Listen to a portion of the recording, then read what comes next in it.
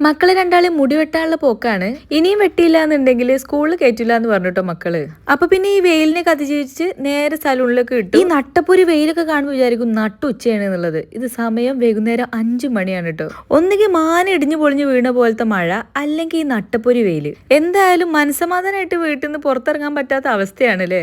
ഞങ്ങൾ അവിടെ ഇറക്കിയിട്ട് ഇപ്പൊ വരാന്ന് പറഞ്ഞിട്ട് സുജി പോയതാണ് കേട്ടോ. അവിടെ വലിയ തിരക്കില്ലാത്തതുകൊണ്ടും നേരത്തെ അപ്പോയിന്റ്മെന്റ് എടുത്തു വെച്ചതുകൊണ്ടും വേഗം വേഗം പണി അങ്ങോട്ട് തീരുന്നുണ്ട്. റെയിനുവിന്റെ വേഗം കഴിഞ്ഞു. ആരിന്റെ പണി നടന്നുകൊണ്ടിരിക്കുകയാണ്. സുജി ഞങ്ങളിവിടെ ഇറക്കി പോണതിന്റെ ഇടയിൽ സുജിന്റെ ഫോൺ ഒന്ന് ചെറുതായിട്ട് റെയിനു അടിച്ചു മാറ്റിയിട്ടുണ്ടായിരുന്നു. അപ്പോഴാണ് ഞങ്ങൾക്ക് ഒരു കാര്യം മനസ്സിലായത്. സുജി നന്നായിട്ട് കാൻഡി ക്രഷ് ഗെയിം കളിക്കുന്നുണ്ട്. കളിച്ച് പപ്പ ഇത്രയും വലിയ ലെവലൊക്കെ എത്തിയിട്ടുണ്ട് എന്ന് പറഞ്ഞിട്ട് റെയിൻ ഇച്ചിരി ഒന്ന് അമ്പരപ്പെട്ടിട്ടുണ്ട് കേട്ടോ.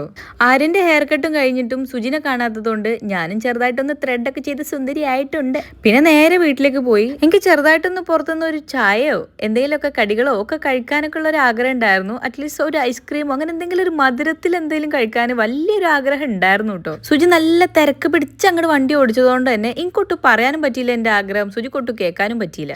അപ്പൊ പിന്നെ എന്റെ ഈ ആഗ്രഹം വീട്ടിലെ സാധനങ്ങൾ വെച്ചിട്ട് അങ്ങോട്ട് പൂർത്തീകരിക്കാന്ന് ഞാനും അങ്ങോട്ട് വിചാരിച്ചു. ഒരു നൈസായിട്ട് അങ്ങോട്ട് നമുക്ക് ഒരു പഴംപൊരി അങ്ങോട്ട് ഉണ്ടാക്കാം. വീട്ടിൽ കുറെ ദിവസമായിട്ട് മേൽപോട്ട് നോക്കി കിടക്കുന്നുണ്ടായിരുന്ന 2 പഴം ഉണ്ടായിരുന്നേ. അതിനങ്ങോട്ട് കുഞ്ഞു കുഞ്ഞായിട്ട് അങ്ങോട്ട് മുറിച്ചു. ഞാൻ ആദ്യമായിട്ട് ഉണ്ടാക്കുന്ന പഴംപൊരി ആയതുകൊണ്ട് ഇതിനെക്കുറിച്ച് വലിയ ധാരണ ഉണ്ടായിരുന്നില്ല. പിന്നെ ഉമ്മാനെ വിളിച്ച് ഏകദേശം ഒന്ന് പഠിച്ചു. ഇതിപ്പിനി ഏത് രീതിയിൽ ഔട്ട്കം വന്നാലും ഞാൻ അങ്ങോട്ട് സഹിക്കും എന്നുള്ള രീതിയിലാണ് ഞാൻ ഉണ്ടാക്കിയത്. പക്ഷെ കുഴപ്പമൊന്നും ഉണ്ടായിരുന്നില്ല കേട്ടോ. എന്റെ വീട്ടിൽ എന്റെ ഉമ്മ ഇങ്ങനെ കുഞ്ഞു കുഞ്ഞു പഴംപൊരിയാണ് ഉണ്ടാക്കാറ് കേട്ടോ. അതുകൊണ്ട് തന്നെ എനിക്കും ഇങ്ങനെ കുഞ്ഞു കുഞ്ഞു പഴംപൊരികളോടാണ് ഇഷ്ടം. പഴംപൊരി സെറ്റായി വരുന്ന കണ്ട സന്തോഷത്തില് ഞാൻ 2 കപ്പ് ചായ കൂടി ഉണ്ടാക്കി എനിക്ക് സുജിക്കും. ഞാനിങ്ങനെ ഒരുപാട് കുക്കിങ്ങിൽ പരീക്ഷണങ്ങൾ നടത്താത്ത വ്യക്തി ആയതുകൊണ്ട് എല്ലാവർക്കും ഞാൻ ഉണ്ടാക്കിയപ്പോൾ ചെറിയ നീയോ എന്നുള്ള ഒരു മുഖഭാവമൊക്കെ ഉണ്ടായിരുന്നു. ഞാൻ വലുതായിട്ട് മൈൻഡ് ചെയ്തില്ല. ഞാൻ ഉണ്ടാക്കിയ പഴംപൊരി ആയതുകൊണ്ട് തന്നെ മക്കൾക്ക് വലുതായിട്ട് കഴിക്കാനോ റിസ്ക് എടുക്കാനോ വലിയ മൂഡ് ഉണ്ടായിരുന്നില്ല കേട്ടോ. സുജി കഴിച്ച് വിജയിച്ചതുകൊണ്ട് തന്നെ മക്കളോട് നിർബന്ധം പറഞ്ഞ് കഴിപ്പിച്ചു.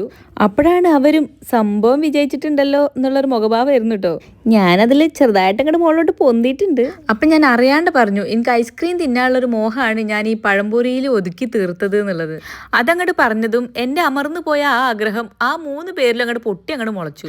പിന്നെ ഒന്നും ഓർമ്മ ഉണ്ടായിരുന്നില്ല. ഇൻസ്റ്റാമാർട്ട് അങ്ങോട്ട് തുറന്നിട്ട് ഒരു ലോഡ് ഐസ്ക്രീം അങ്ങോട്ട് വാങ്ങി. അങ്ങനെ ഫ്രിഡ്ജ് നിറച്ചു ഐസ്ക്രീമായി. ഇന്ന് എല്ലാവരും ആഗ്രഹങ്ങളും അങ്ങോട്ട് സാക്ഷാത്കരിക്കപ്പെട്ടിട്ടുണ്ട് കേട്ടോ. അപ്പൊ ശരി.